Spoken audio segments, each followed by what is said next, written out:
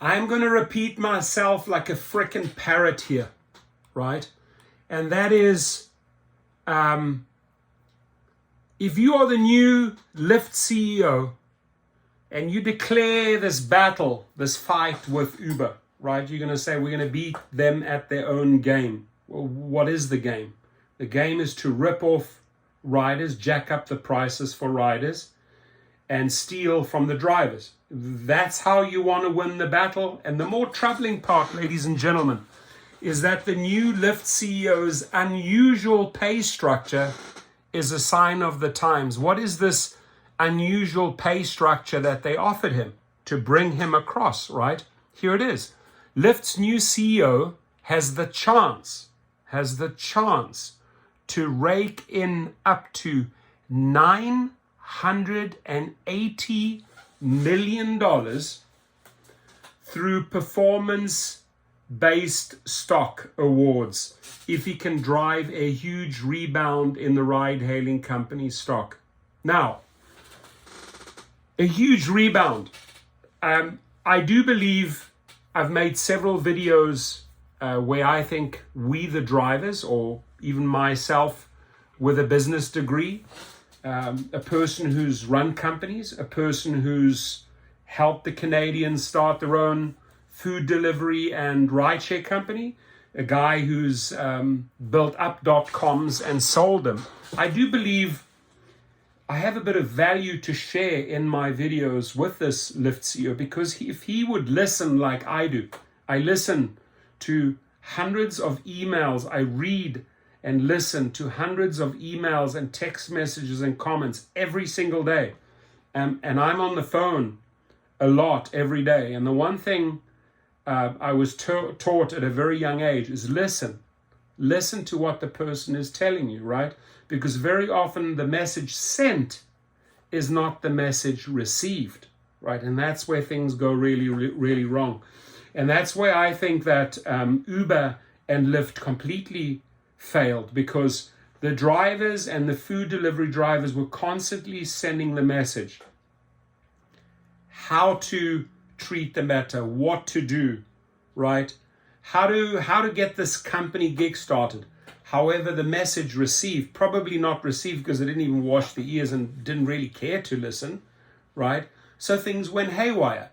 So when you have someone who is offered a and it's troubling, $980 million performance-based stock award, which means David Risher has to go head-to-head with Uber and beat them at their own game. And that means charge even more to riders, take away more from drivers to get the margins that Lyft investors really want and see this rebound. No, it has to be a culture change within the company. A lot of people need to get fired, and they have to really rethink this entire business model and really start with the people that are bringing in the money. They haven't been heard. They are called the drivers, right? Lyft doesn't have food delivery drivers. But if you want your $980 million performance-based stock award, right? Share 10 million of that with me. By all means, keep 970. Share 10 million of that with me. And I will sit down, and I'm not pretending to be Mr. Know-it-all. But the one thing is, having breathed and lived this business, right, literally from day one, having dealt with thousands upon thousands of drivers, I can help you. I promise you, I can help you, right? If you want to fly me up to San Francisco, we have lunch, I will help you, right? Because I did one pilot project in Canada, just one, and we're already making money, right? So I would love to sit down with this CEO, right? I don't want to make videos trashing him because he comes out making big BS statements, right? And pretending is like, oh, he's out there driving like Dara Khosrowshahi, driving around undercover, and they suddenly think they know it all. They know shit. They know nothing about this business. It's evident that only one party that they listen to are the investors, right? They're disconnected from the public. They're disconnected from safety. They have so much trouble coming every single day. Trouble is coming their way. Lawsuits are coming their way. Let's have lunch. And I will promise you in those 2 hours, at least you'll have part of the roadmap to get to that 980. And if you believe I've brought you value, pay me out 10, right? But so let's dive into this one. It's troubling to me that his incentive is now to get this 980 at all costs. He wants that 980, right? Wouldn't you? Right? You given this position, oh, we're going to give you performance-based stocks. Elon Musk had that agreement with Tesla, and he hit those milestones, and he made billions of dollars. So this is a new way of bringing on CEOs, offering them astronomical amounts if and only if they reach these targets. He's going to have to get really brutal and savage if he wants to reach these targets. I don't think the methods he wants to apply will work. Right? So let's hear what they have to say. Lyft CEO's unusual pay structure is a sign of the times. By Emily Berry. April 1st, 2023, 1:44 p.m. Eastern Time. Lyft Incorporated is shaking up its leadership, and it's also shaking up the way it pays its top executive. The ride-hailing company tapped David Risher, a board member and early Amazon.com Incorporated employee, to serve as its next chief executive Monday, and the board is giving him a pay package with an unusual structure that one expert says reflects how Lyft's directors have likely reined in their aspirations for the company, but also given him the chance for a massive payday if he can turn things around for investors in a big way. CEO Logan Green and President John Zimmer, both co-founders who will remain as board members at Lyft after stepping down in favor of Risher, received 2021 and 2022 stock awards that would vest if the share price hit $100. Risher's 12.25 million performance-based restricted stock units, however, are split into 9 tranches that vest at different price levels ranging from $15 to $80. Read, Lyft CEO shakeup met with a why not?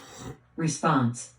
Usually you would see that type of structure for larger companies, Ben Silverman, the director of research at Verity Data, told MarketWatch.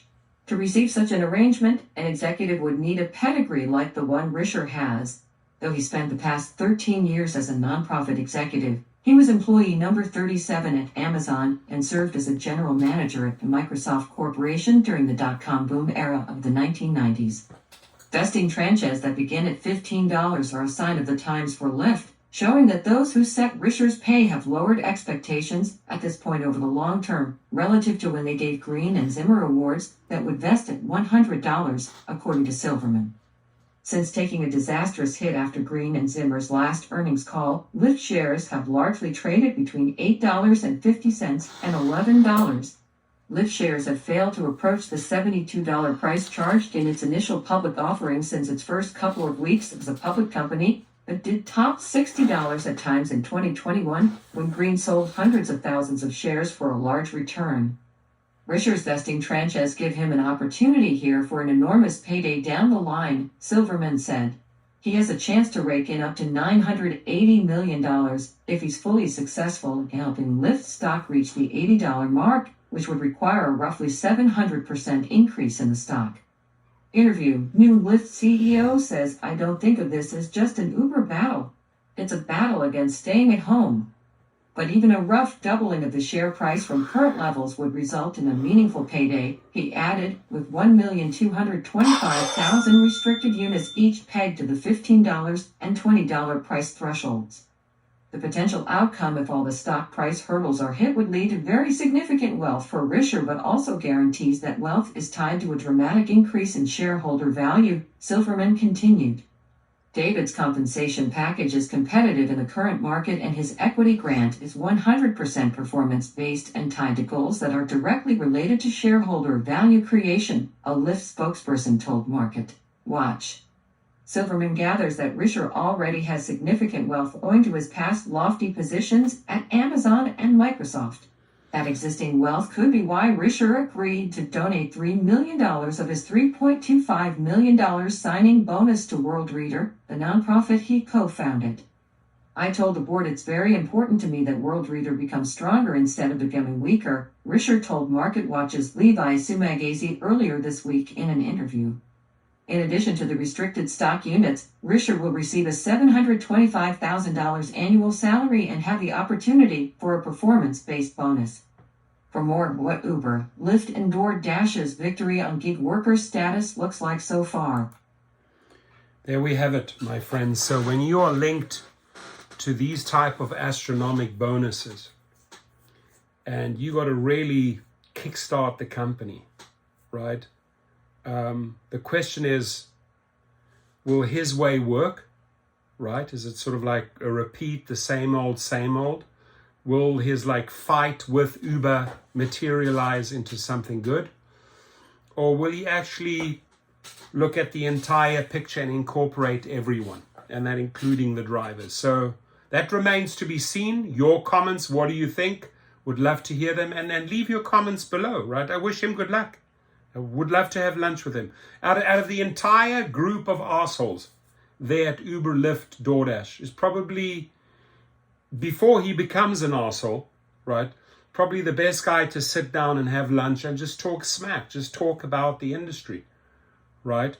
You can go through hundreds and hundreds of videos, Mr. Rideshare, and read thousands and 10,000s upon 10,000s of comments, right? We did a survey recently, 200 drivers, 198 wanted Derek Khosrowshahi out. So start listening to drivers, right? I made a couple of videos in the last few weeks that hopefully will be semi-helpful to you, but do not make that mistake, as many others have made, and only cozy up to investors. It'll end disastrous for Lyft if you apply the same old ways.